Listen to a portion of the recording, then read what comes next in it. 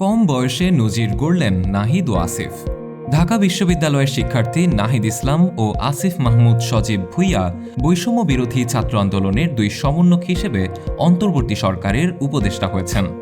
নাহিদ ২০১৬ থেকে ১৭ শিক্ষাবর্ষের সমাজবিজ্ঞান বিভাগের এবং আসিফ ২০১৭-১৮ শিক্ষাবর্ষের ভাষাবিজ্ঞান বিভাগের ছাত্র।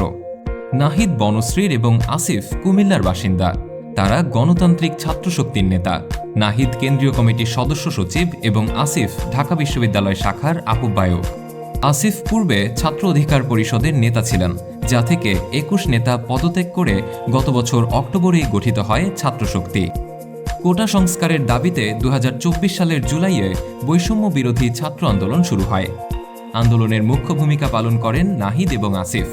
তাদের নেতৃত্বে কোটা বাতিলের পরিপত্র পুনর্বহালের দাবিতে আন্দোলন চলাকালে তাদের আটক করা হয়, কিন্তু পরে মুক্তি পেয়ে তারা আন্দোলন চালিয়ে যান।